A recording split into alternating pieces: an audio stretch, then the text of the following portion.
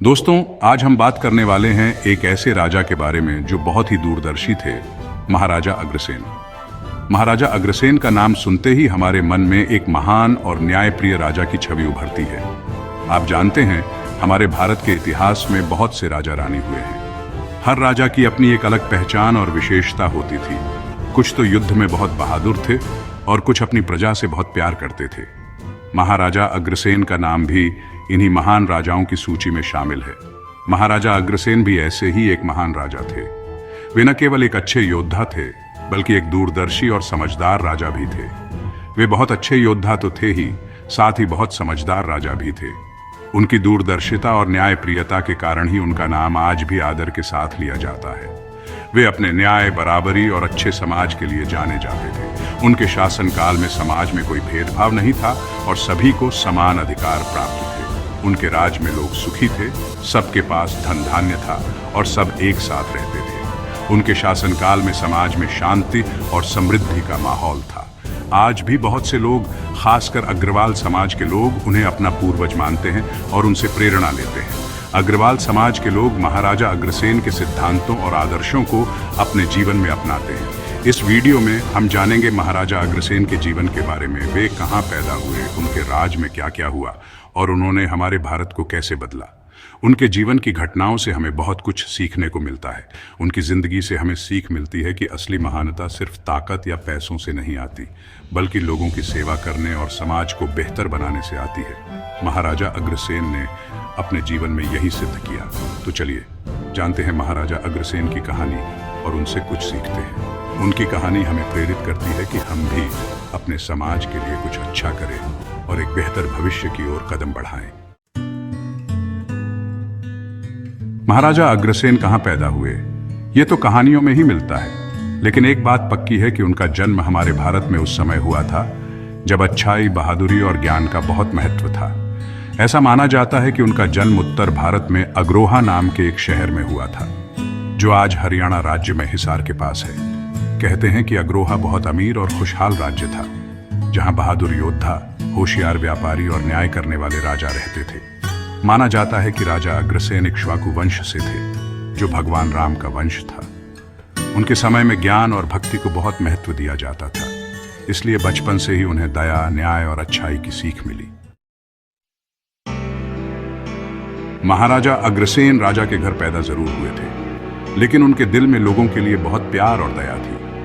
वे हमेशा अपने प्रजा के दुख दर्द को समझते थे और उनकी मदद के लिए तत्पर रहते थे। छोटी उम्र से ही उन्होंने एक अच्छे राजा के गुण दिखाए। वे न केवल बहादुर थे, बल्कि बुद्धिमान और संवेदनशील भी थे। उन्हें सीखना बहुत पसंद था। वे हमेशा न्याय करते थे और अपने लोगों की भलाई के लिए काम करते थे। वे अपने शिक्षकों और विद्वानों से ज्ञान प्राप्त करते थे और उसे अपने शासन में लागू करते थे। जब वे राजकुमार थे, तब उन्होंने अपने राज्य के लोगों की परेशानियां देखी। वे अक्सर अपने राज्य के विभिन्न हिस्सों का दौरा करते थे और लोगों की समस्याओं को समझते थे। उन्होंने देखा कि कैसे जाति पाति और अमीरी गरीबी ने समाज को बांट दिया है। यह विभाजन उनके दिल को बहुत दुखी करता था और वे इसे बदलने का संकल्प लेते थे। इन सब बातों ने उनके दिल पर गहरी छाप छोड़ी और आगे जाकर उनके शासन करने के तरीके को बदला। वे हमेशा सोचते थे कि कैसे समाज को एकजुट किया जा सकता है। उन्हें एहसास हुआ कि असली खुशी तभी है जब सब खुश हों, चाहे वो किसी भी जाति, धर्म या अमीरी गरीबी से हो। वे मानते थे कि समाज की सच्ची प्रगति तभी संभव है जब हर व्यक्ति को समान अवसर और सम्मान मिले। इसलिए उन्होंने ठान लिया कि वे एक ऐसा समाज बनाएंगे जहां सबके साथ बराबरी और सम्मान से पेश आया जाए। उनके शासनकाल में न्याय और करुणा की नींव पर आधारित एक नया युग शुरू हुआ। जब महाराजा अग्रसेन राजा बने, तो उन्होंने अपने राज्य को बदलने और एक अच्छा समाज बनाने की ठान ली। उन्होंने यह संकल्प लिया कि उनके राज्य में हर व्यक्ति को न्याय मिलेगा और सबको समान अधिकार प्राप्त होंगे। जहां न्याय हो, सबको बराबर समझा जाए और सब सुखी हों। महाराजा अग्रसेन ने यह सुनिश्चित किया कि उनके राज्य में कोई भी व्यक्ति भूखा न रहे और सबको अपनी मेहनत का फल मिले। सबसे पहले उन्होंने लोगों के लिए पैसे कमाई का नया तरीका निकाला, ताकि सबके पास बराबर धन हो। उन्होंने व्यापार को बढ़ावा देने के लिए कई योजनाएं बनाई और लोगों को नए नए व्यवसाय शुरू करने के लिए प्रेरित किया। उन्होंने एक नया नियम बनाया कि जो भी उनके राज्य में नया आएगा उसे एक सोने का सिक्का, एक ईंट और एक रस्सी दी जाएगी ताकि वह अपना काम शुरू कर सके। यह नियम बहुत ही प्रभावी साबित हुआ। इससे लोगों को काम करने का मौका मिला और सबके पास कमाई का जरिया हो गया। इस योजना ने राज्य में आर्थिक स्थिरता और समृद्धि लाई। इससे लोगों को काम करने का मौका मिला और सबके पास कमाई का जरिया हो गया। महाराजा अग्रसेन के इस कदम से राज्य में व्यापार और उद्योग का विकास हुआ। यह तरीका बहुत कामयाब रहा और देखते ही देखते अग्रोहा व्यापार का बहुत बड़ा केंद्र बन गया। यहाँ के बाजारों में हर समय रौनक रहती थी और लोग खुशहाल जीवन जीते थे। दूर दूर से व्यापारी और कारीगर यहाँ आने लगे। अग्रोहा की समृद्धि और न्यायपूर्ण व्यवस्था की चर्चा दूर दूर तक फैल गई। अग्रसेन के राज्य में अग्रोहा बहुत अमीर और खुशहाल हो गया। इसकी चर्चा दूर दूर तक होने लगी। लोग यहाँ आकर बसने लगे और राज्य की प्रगति में योगदान देने लगे।